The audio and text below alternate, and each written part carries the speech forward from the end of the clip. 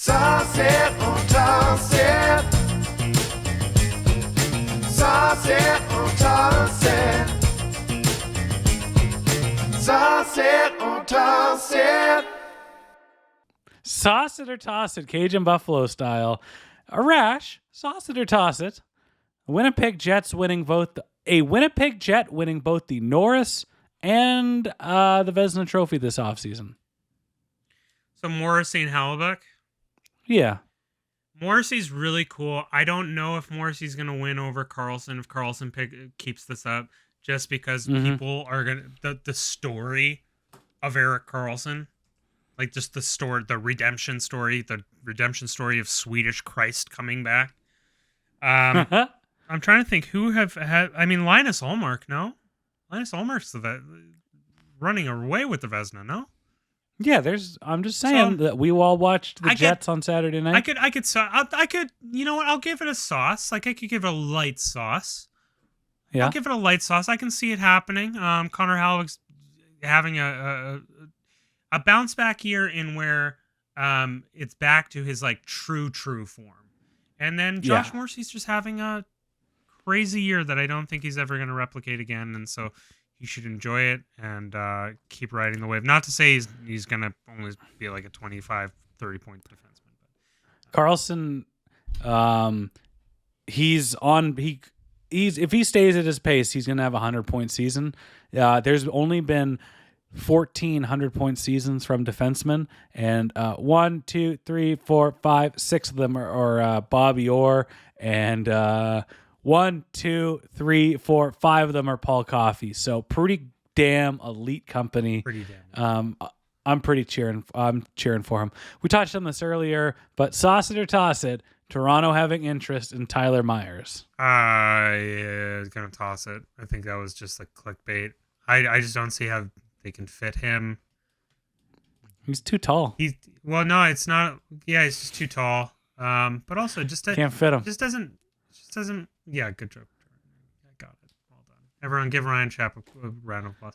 I just don't see them carrying a $6 million cap hit on the books onto next year. Yeah. But I mean, you know, Kyle could do the thing where he trades next to nothing for him, trades Tyler Myers to Toronto, and then Toronto, because they have unlimited money, pays the bonus and then trades him for more than they traded the Canucks for him, you know, in the offseason. I could see maybe that's like the only pathway I can think of.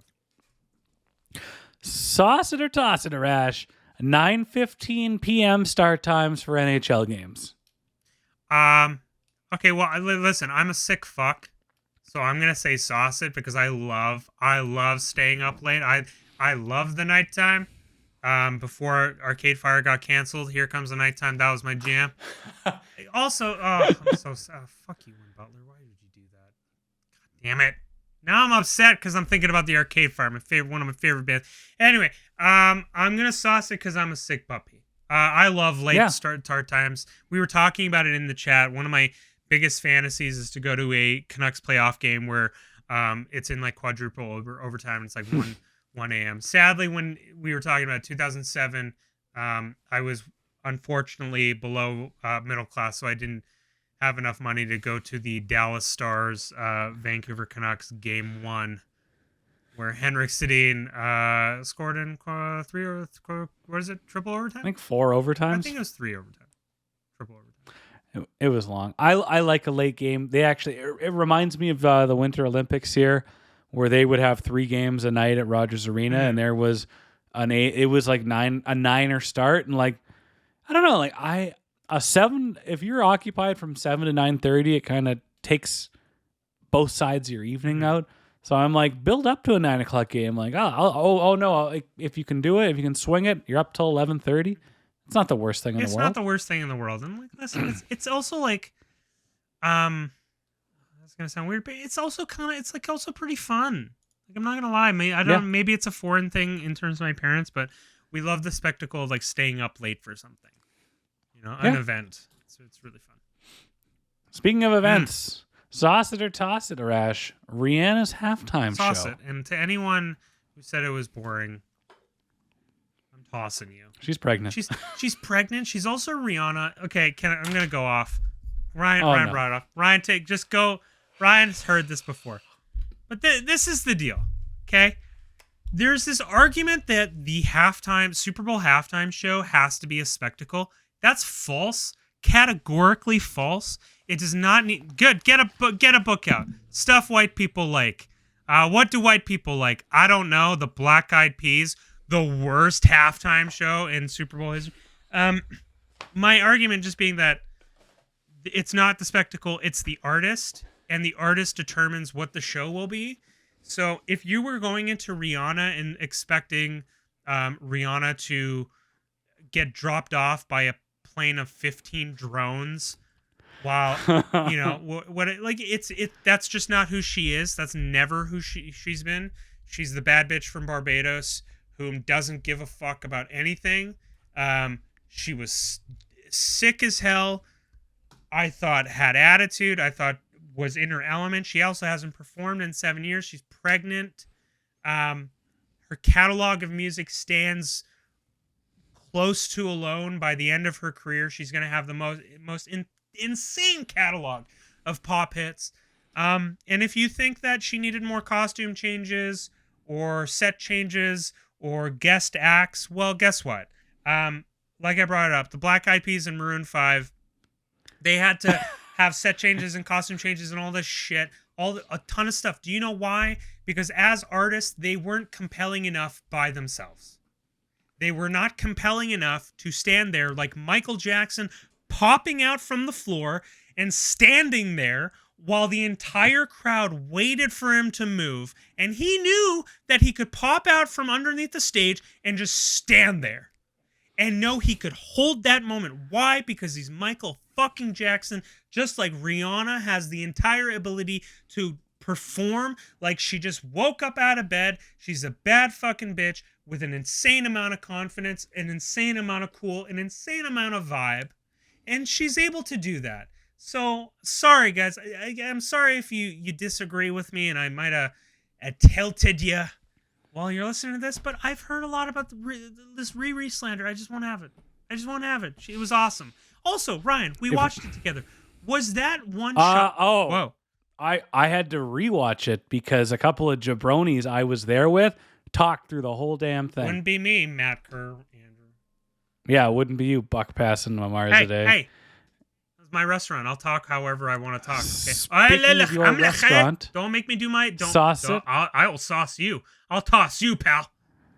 Sauce it or toss it. Overeating during the Super Bowl. Oh, toss it, dude. Oh my God. I felt so gross leaving your place. Dude, I was like, my body was like, why would you do this to me? I mean, shout out to the food that was brought. Chicago mix. We got fries. We had those jalapeno popper things. Chicken wings, even though I don't eat chicken. Very beige meal. Very American meal. It was meal. American spread. And the thing is, hang on. Think about it. Chicago mix. Buffalo wings. Yeah. Freedom fries. New Orleans French fries from the Louisiana, because that's a French district. And that's everything. That's all and Budweiser, the king of American beers. Steve Weiser's what? Yeah, it was a great time. Yeah, but I'll toss that. I mean, I'll inevitably do it again next year. Oh God, yeah. God, yeah. What else are you gonna do that day? Nothing, pal. Sauce it or toss it, Arash. Moving Eric Carlson can't be done this year. Oh man, that's a great one. I think they if San Jose is going to move Eric Carlson, it has to be now. Like, the deal might not make sense, not make no sense. The deal might not be great for San Jose, but you have to pick in terms of his value on that contract. You have to be like, okay, this is like a 2008. We have to sell our mortgage bonds before the stock market opens. And they're like, but you're going to lose this much money. It's like, well, if we don't sell these bonds, we're going to lose everything. So would I rather lose 40 million or would I rather lose the entire company? I'd rather just lose $40 million. And that's how I view Erik Karlsson. Not that he's a bad player. It's just that contract and his age and his injury history. So if San Jose is going to move Erik Karlsson, it has to be this. It has to be this year. Because he's not going to... Is he going to replicate what he's done this year, Ryan? I don't know. I don't think so. I don't know, because if he goes to a contender, the contender is not going to let him do whatever the hell he wants, like San Jose does. Well, I mean, San Jose is just like, listen, you got skates on? All right, go have fun. Structured. You play we'll play defense. You do whatever you want out there. Play Rover. No, Jackie, Finally, don't play Arash. Rover. I'm doing Rover, coach. Jackie. Yeah. Semi-Pro, an amazing film. So funny. I disagree. What? Everybody love everybody. The alley-oop segment, Ryan? The alley-oop scene? Yeah. Listen, Jackie, people can't just go flying through the air like that. My dog's barking like, oh, look at... Oh, wait. Can we listen to her on the... Wait. I hear. Zeph, did I bring up Jackie Moon and you got a little upset? Huh? See, Ryan, she doesn't agree with you. She loves semi-pro. Sauce it or toss it, Arash. This is the worst NHL season of the salary cap era. Oh, toss it. I don't think. There's been a lot of really great narratives since the salary cap era. Yeah, since 05-06. Oh God. That's a really tough question, Ryan, because I mean that's a really long stretch of time for me to think about. I'm trying to think. I mean, the worst season has to be the COVID season. You could say that. I'll toss it because I mean that season was just. Yeah, I can't even remember what happened during the COVID era. Like that season, like the last thing that popped in my head was like Bo Horvat having a good stretch run, but the Canucks actually losing quite a bit.